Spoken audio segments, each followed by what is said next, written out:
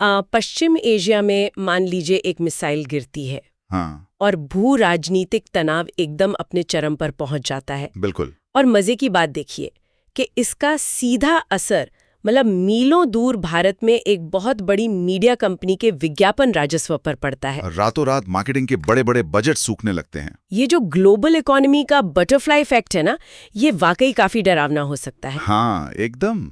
लेकिन हैरत की बात यह है कि जब पूरा पारंपरिक विज्ञापन बाजार इस तनाव से जूझ रहा था, ठीक उसी वक्त जी एंटरटेनमेंट एंटरप्राइजेज लिमिटेड यानी जील का जो डिजिटल प्लेटफॉर्म है Z5, उसने चौथी तिमाही में मतलब Q4 में 71% की ऐतिहासिक डिजिटल ग्रोथ दर्ज कर ली। आज की इस गहरे विश्लेषण में आपका स्वागत है। शुक्रिया। और यही वो विरोधाभास है जो वित्तीय वर्ष 2026 के इन नतीजों को सिर्फ एक बैलेंस शीट का विश्लेषण नहीं रहने देता। राइट। बल्कि ये एक मास्टर बन जाता है। मतलब एक तरफ बाहरी झटके हैं जो कंपनी के कंट्रोल से बिल्कुल बाहर है, और दूसरी तरफ एक ऐसा इंटरनल इंजन है जिसने तमाम दबाव के बावजूद पहली बार EBITDA या जिसे हम एबिडा कहते हैं उसका ब्रेक इवन हासिल कर लिया है। क्या बात है। आज हम सिर्फ इन वित्तीय आंकड़ों को नहीं पढ़ेंगे बल्कि उन रणनीतिक लीवर्स को समझेंगे जिनका इस्तेमाल करके कोई भी कंपनी आर्थिक अस्थिरता के बीच भी खुद को बचा सकती है। चलिए तो फिर इस पूरे मामले को थोड़ा खोलकर समझते हैं। जो डेटा हमारे पास है वो एकदम स्पष्ट रूप से बताता है कि Z5 ने Q4 में 4,700 मिलियन रुपए का अब तक का सबसे अधिक रेवेन्यू दर्ज किया, जो कि बहुत बड़ा नंबर है। बिल्कुल। और अगर हम पूरे साल की बात करें तो डिजिटल रेवेन्यू में 53% की जबरदस्त वृद्धि हुई है। मतलब ये करीब 14,888 मिलियन रुपए तक पहुंच गया। लेकिन यहाँ एक बात मुझे बहुत परेशान करती है। दुनिया भर में जब बड़े बड़े और स्थापित स्ट्रीमिंग प्लेटफॉर्म्स मुनाफे के लिए रो रहे हैं, हाँ, स्ट्रगल कर रहे हैं, अरबों डॉलर खर्च करके भी वो ब्रेक इवन तक नहीं पहुंच पा रहे हैं, तो Z5 ने अचानक से ये मुकाम कैसे हासिल कर लिया? देखिए, इसका सीधा सा जवाब उनकी कंटेंट रणनीति में छिपा है, और वो है उनकी सोची समझी 7 भाषाओं की content strategy. Okay. Digital streaming के बिजनेस में ना सबसे बड़ा खर्च अक्सर शोज बनाना नहीं होता। तो फिर क्या होता है? सबसे बड़ा खर्च होता है सब्सक्राइबर एक्विजिशन कॉस्ट या SAC।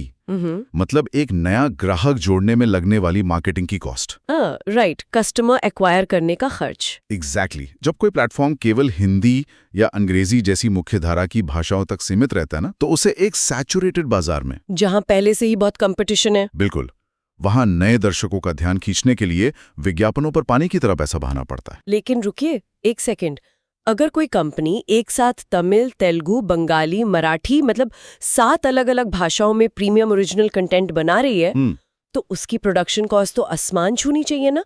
हर भाषा के लिए अलग लेखक, अलग डायरेक्टर, लोकल एक्टर्स। तो फिर ये कॉस्ट कम करने वाला मॉडल कैसे बन गया?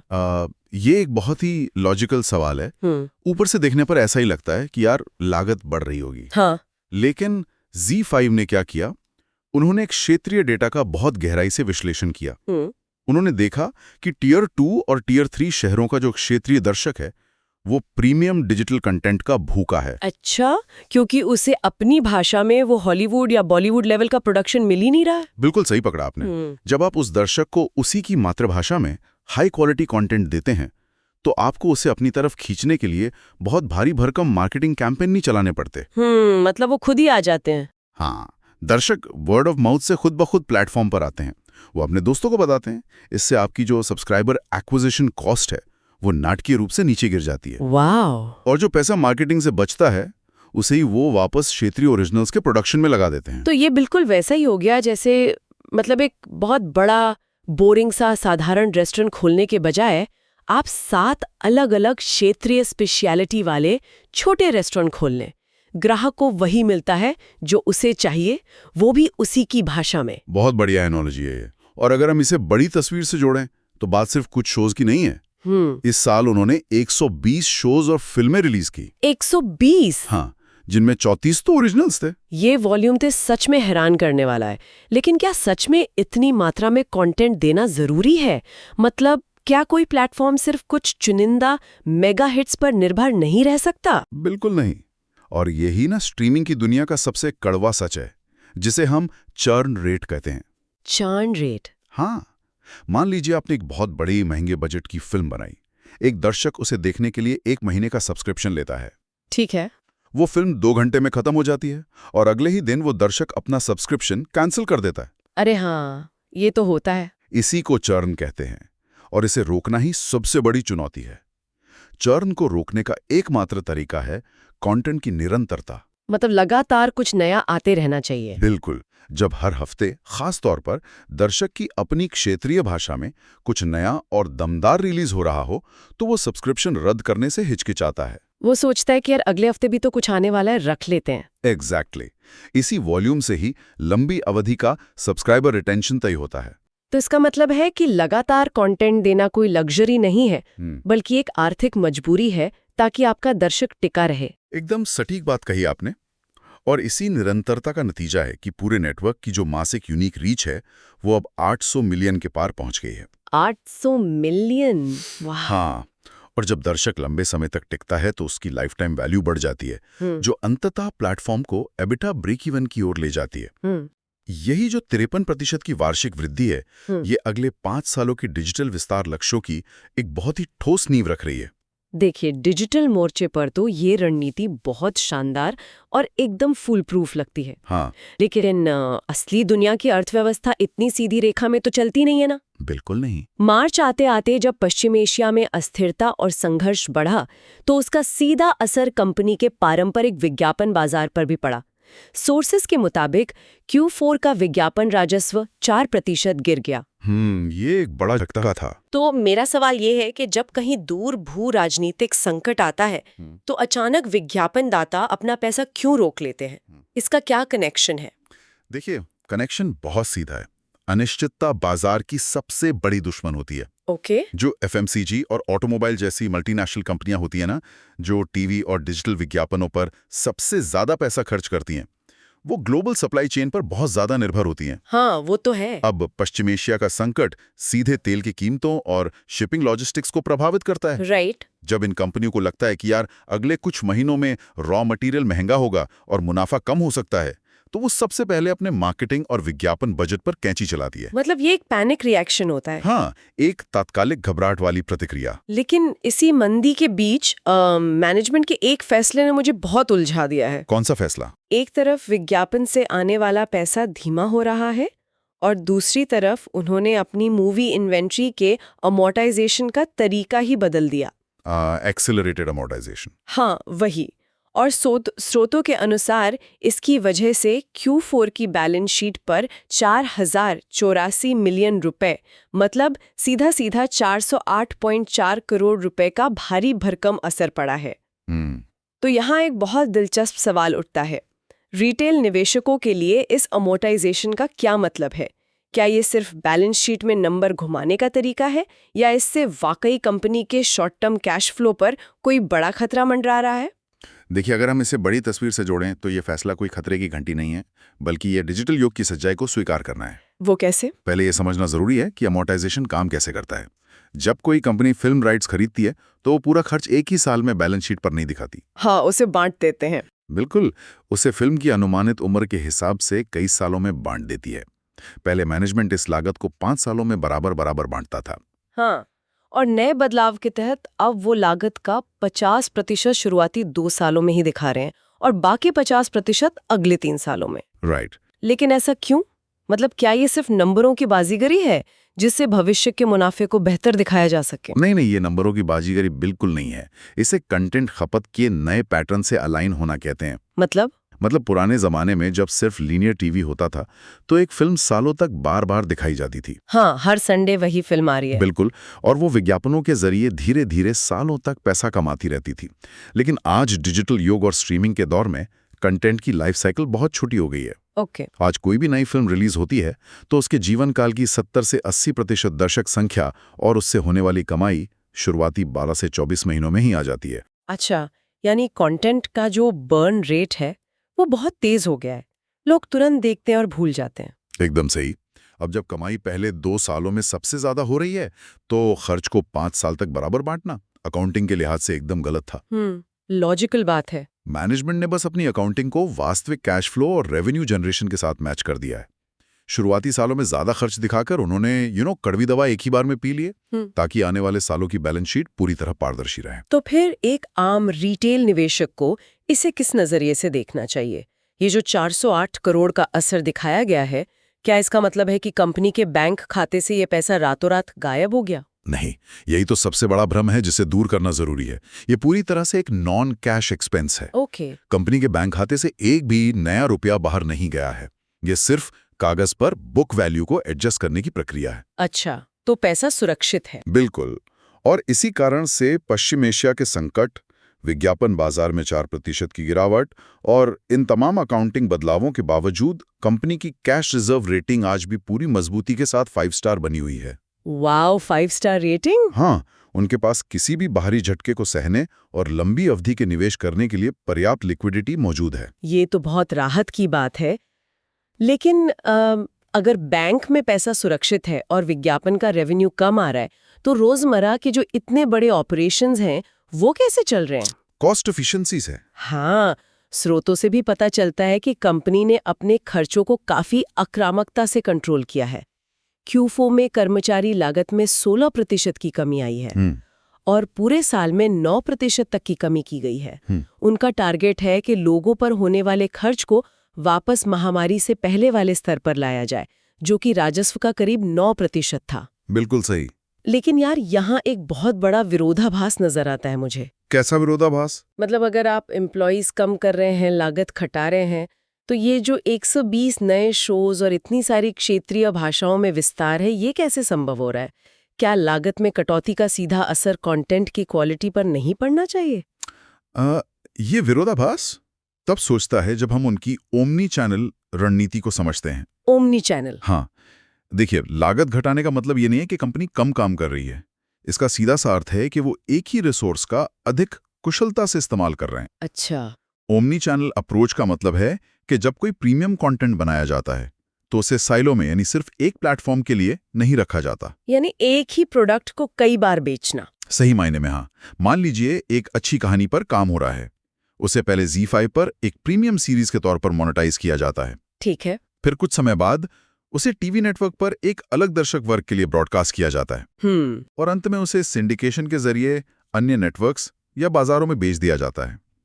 तो प्रोडक्शन का खर्च एक बार हुआ, लेकिन रेवेन्यू 3 अलग-अलग जगहों से आया। ओहो, इससे तो इकोनॉमीज ऑफ स्केल का सीधा फायदा मिलता होगा। बिल्कुल, आप कम इनपुट में बहुत बड़ा आउटपुट निकाल रहे होते हैं। ये रणनीति तो ये बताती है कि संकट के समय में लागत कम करने के इन्हीं लीवर्स का इस्तेमाल करके वो आर्थिक मंदी को मात दे रहे हैं। एकदम। और शायद इसी वजह से इन तमाम भू राजनीतिक दबावों के बीच भी कंपनी का एडजस्टेड EBITDA मार्जिन 9.3% रहा। लेकिन इस एडजस्टेड शब्द पे थोड़ा रुकते हैं। हाँ, बताइए। कई बार मैनेजमेंट इस शब्द का इस्तेमाल ना अपने खराब प्रदर्शन को छपाने के लिए करते हैं। एक रिटेल निवेशक को इस 9.3% को कैसे पढ़ना चाहिए? ये बहुत अहम सवाल है। वित्तीय दुनिया में एडजस्टेड का मतलब हमेशा खराब प्रदर्शन छिपाना नहीं होता। ओके। यहाँ इसका मतलब है उन वन टाइम या असाधारण खर्चों को हटाकर देखना जो रोजमर्रा के ऑपरेशंस का हिस्सा नहीं है। जैसे कि किसी मर्जर प्रक्रिया से जुड़े भारी भरकम कानूनी खर्च या फिर वो एक्सेलरेटेड अमोर्टाइजेशन का कागजी असर जिसके बारे में हमने अभी बात की। राइट, वो 408 करोड़ वाला। हाँ, जब आप इन असाधारण चीजों को हटा देते हैं तो जो 9.3% का मार्जिन बचता है वो कंपनी के मुख्य व्यवसाय की वास्तविक ताकत को दर्शाता है। मतलब उनकी रोजमर्रा की कंटेंट मशीन कितनी मजबूत है। बिल्कुल। सतर्क निवेशकों के लिए ये एक साफ संकेत है कि मैनेजमेंट के पास खराब आर्थिक माहौल में भी कॉस्ट को कंट्रोल करने के मजबूत लीवर्स मौजूद हैं। तो एक तरफ लागत बचाई जा रही है और दूसरी तरफ कैश रिजर्व को 5 स्टार रेटिंग के साथ सुरक्षित रखा गया है। लेकिन बचाए गए इस पैसे का भविष्य क्या है? मतलब पैसा बैंक में रखकर तो कोई ग्रो नहीं करता। बिल्कुल नहीं। सूतों में जो सबसे दिलचस्प हिस्सा है वो ये है कि कंपनी इन पैसों का निवेश कहाँ कर रही है। सबसे ज्यादा ध्यान खींचता है फैंटम डिजिटल इफेक्ट्स लिमिटेड में किया गया उनका रणनीतिक निवेश। हाँ, फैंटम। अगर मैं इसे एक एनालॉजी से समझूं तो ये बिल्कुल वैसा ही है जैसे सिर्फ अपनी किताब छापने के बजाय आप उस पूरी प्रिंटिंग प्रेस को ही खरीद लें। क्या बात है ना? जिससे ना सिर्फ आप अपनी सप्लाई चेन को कंट्रोल कर सकते हैं बल्कि भविष्य में दूसरों की किताबें छापकर भी पैसा कमा सकते हैं। ये एनोलॉजी यहाँ एकदम परफेक्ट बैठती है। फैंटम डिजिटल में निवेश वीएफएक्स और एवीजीसी सेक्टर, मतलब एनिमेशन, विजुअल इफेक्ट्स, गेमिंग और कॉमिक्स, इसमें कंपनी की क्षमता को बहुत बड़े स्तर पर ले जाता है। आज के समय में चाहे आप कोई रीजनल माइक्रो ड्रामा बना रहे हो या बड़े बजट की फैंटेसी सीरीज, विजुअल इफेक्ट्स हर प्रीमियम कंटेंट की रीढ़ बन चुके हैं। बिल्कुल, बिना वीएफएक्स के तो कुछ बनता ही नहीं आजकल। हाँ, और बाहरी थर्ड पार्टी स्टूडियो से वीएफएक्स आउटसोर्स करना लंबी अवधि में आपके मार्जिन को खा जाता है। ओके। इन-हाउस क्षमता विकसित करने से लागत में तो भारी कमी आएगी, कंटेंट के रिलीज होने की गति भी तेज हो जाएगी। लेकिन क्या ये निवेश सिर्फ टीवी शोज और फिल्मों में बेहतर ग्राफिक्स देने तक ही सीमित है? नहीं, इसका दायरा इससे कहीं ज्यादा बड़ा है। यहाँ सबसे दिलचस्प बात यह है कि ये निवेश जी को सीधे तौर पर गेमिंग के उस विशाल बाजार में एंट्री दिलाता है जो पारंपरिक विज्ञापन चक्रों से बहुत अलग है। मतलब गेमिंग मार्केट पर मंदी का असर नहीं होता? बहुत कम होता है। गेमिंग उद्योग पश्चिम एशिया के संकट या एफएमसीजी विज्ञापन बजट में होने वाली कटौती से काफी हद तक अछूता रहता है। और वीएफएक्स की उच्च तकनीकी क्षमता ही गेमिंग डेवलपमेंट की बुनियादी जरूरत है। तो ये निवेश उन्हें लंबी अवधि में एक डिजिटल डोमिनेंस की ओर ले जा रहा है। वाह! गेमिंग और नए युवा दर्शक वर्ग की बात करें तो उनका एक ऐप है बुलेट। हाँ, बुलेट ऐप उस पर केंद्रित है और स्रोतों के मुताबिक इसे पहले ही 1 करोड़ से ज्यादा डाउनलोड्स मिल चुके हैं। 10 मिलियन प्लस। हाँ, ये मुख्य रूप से जेनजी को टारगेट कर रहा है। लेकिन एक सवाल उठता है, क्या शॉर्ट फॉर्म वीडियो से वाकई मुनाफे वाला व्यवसाय खड़ा किया जा सकता है, जबकि हम जानते हैं कि इस स्पेस में यूट्यूब शॉर्ट्स या इंस्टाग्राम रील्स जैसे दिग्गजों का पूरा कब्जा है। देखिए, बुलेट ऐप की रणनीति उन दिग्गजों से बिल्कुल अलग है। वो सिर्फ random user generated dance video नहीं दिखा रहे हैं। अच्छा, तो वो क्या कर रहे हैं? वो हाई क्वालिटी माइक्रो ड्रामा दे रहे हैं, जिसमें एक प्रॉपर कहानी होती है जिसे 1 या 2 मिनट के छोटे छोटे एपिसोड्स में बांटा जाता है। ओहो! और सबसे अहम बात, वो इसमें गेमिफिकेशन का भरपूर इस्तेमाल कर रहे हैं। 1 मिनट, गेमिफिकेशन का कंटेंट से क्या लेना देना? मतलब वीडियो देखने में कैसा गेम? बहुत गहरा लेना देना है। युवा पीढ़ी का ध्यान आपको पता ही है, बहुत कम समय के लिए टिकता है। हाँ, अटेंशन स्पैन कम है। बुलेट ऐप पर यूजर्स को वीडियो देखने, शेयर करने या इंटरैक्ट करने पर वर्चुअल रिवॉर्ड्स या पॉइंट्स मिलते हैं। अच्छा। जिससे वो ऐप पर बार बार वापस आते हैं। ये गेमिफिकेशन एंगेजमेंट को इतना बढ़ा देता है कि प्रति यूजर मोनेटाइजेशन की दर बहुत तेजी से बढ़ती है। मतलब 2 घंटे की फिल्म देखने के बजाय जेनजी इन छोटे एपिसोड्स पर अपना समय और पैसा खर्च करने को तैयार है। बिल्कुल, ये एक पूरी तरह से नए दर्शक वर्ग का मुद्रीकरण है। और सिर्फ जेनजी ही नहीं, बच्चों के लिए उनका किड्स प्लेटफॉर्म जैसे सुरक्षित विकल्प भी इसी दिशा में भविष्य की तैयारियां हैं। ये तो सच में काफी फ्यूचर प्रूफ रणनीति लग रही है। और मैंने पढ़ा कि ये विस्तार सिर्फ स्क्रीन तक ही सीमित नहीं है। नहीं, उन्होंने कोर या कल्चर ऑफ रियल एक्सपीरियंसेस, उसके जरिए लाइव बिजनेस में भी 200 मिलियन रुपए का निवेश किया है। हाँ, लाइव बिजनेस। अब मुझे ये समझ नहीं आ रहा है कि एक डिजिटल ब्रॉडकास्ट कंपनी जिसका फोकस 7 भाषाओं में स्ट्रीमिंग पर है, वो रियल वर्ल्ड इवेंट्स में इतना बड़ा पैसा क्यों लगा रही है? क्योंकि देखिए, डिजिटल स्पेस में ध्यान खींचना आसान है, लेकिन लॉयल्टी बनाना बहुत मुश्किल है। सही बात है। लाइव इवेंट्स एक इमर्सिव एक्सपीरियंस देते हैं। जब कोई फैन अपने पसंदीदा कलाकार या शो के इवेंट में असल में जाता है, तो ब्रांड के साथ उसका एक गहरा भावनात्मक जुड़ाव पैदा होता है। वो एक याद बन जाती है। बिल्कुल। इसके अलावा अगर विशुद्ध रूप से आर्थिक दृष्टिकोण से देखें, हाँ, फाइनेंशियली, तो लाइव इवेंट्स टिकटों की बिक्री, ऑन ग्राउंड स्पॉन्सरशिप और मर्चेंडाइजिंग के जरिए रेवेन्यू की एक पूरी तरह से नई धारा खोलते हैं। ये उन्हें स्क्रीन से बाहर निकालकर सीधे लोगों की असल जिंदगी का हिस्सा बनाता है। तो अगर इस पूरे गहरे विश्लेषण के धागों को हम एक साथ समेटे, तो जो तस्वीर उभर कर सामने आती है वो बहुत स्पष्ट है। पश्चिम एशिया के भू राजनीतिक संकट ने विज्ञापन बाजार को जरूर झकझोरा है, जिससे शॉर्ट टर्म चुनौतियां पैदा हुई हैं। बिल्कुल हुई हैं। लेकिन Z5 की 7 भाषाओं की रणनीति ने डिजिटल सब्सक्राइबर हासिल करने की लागत को घटाकर और पूरे साल में 53% की वृद्धि दर्ज करके ये साबित कर दिया है कि कंपनी का बुनियादी ढांचा एकदम सही दिशा में है। ये एकदम परफेक्ट समरी है। इसीलिए जो सतर्क निवेशक वर्तमान भू राजनीतिक स्थितियों को लेकर थोड़े चिंतित हैं, उन्हें लंबी अवधि की इस रणनीति पर गौर करना चाहिए। बिल्कुल। अमॉर्टाइजेशन जैसे कड़े फैसले बैलेंस शीट को पारदर्शी बना रहे हैं, और वीएफएक्स, गेमिंग और लाइव बिजनेस में किए गए ये निवेश, जो कि काफी विजनरी लगते हैं, हाँ, वो ये सुनिश्चित कर रहे हैं कि आने वाले 5 सालों में कंपनी सिर्फ एक ब्रॉडकास्टर ना रहे, बल्कि एक डिजिटल डोमिनेंट ताकत बन जाए जो बाहरी झटकों से सुरक्षित हो। मतलब संकट के समय में सिर्फ बचाव नहीं बल्कि भविष्य पर हमला करने की ये रणनीति वाकई दिलचस्प है। बहुत दिलचस्प है। तो श्रोताओं, अंत में एक ऐसा सवाल है जिस पर आप लोगों को गहराई से विचार करना चाहिए। जब जी के पास फैंटम के जरिए अपना खुद का वर्ल्ड क्लास VFX इकोसिस्टम होगा, राइट, बुलेट और किड्स जैसे एप्स के जरिए जेन जी के बिहेवियर का अरबों डेटा पॉइंट्स का एक्सेस होगा और लाइव इवेंट से वो सीधे जमीन पर लोगों से जुड़ रहे होंगे, तो क्या भविष्य में ये सिर्फ एक स्ट्रीमिंग प्लेटफॉर्म बनकर रह जाएंगे? सोचने वाली बात है। या फिर क्या ये संभव है कि वो क्षेत्रीय दर्शकों के लिए एक पूरी तरह से नया सर्वव्यापी डिजिटल लाइफस्टाइल इकोसिस्टम बन जाएंगे, जहां दर्शक का मनोरंजन, गेमिंग और असल दुनिया के अनुभव सब कुछ एक ही जगह सिमट जाएगा और उसे कहीं और जाने की जरूरत ही ना पड़े? इस संभावना के बारे में जरूर सोचिएगा। बिल्कुल। तो आज की इस डीप डाइव में बस इतना ही। अगली बार फिर मिलेंगे।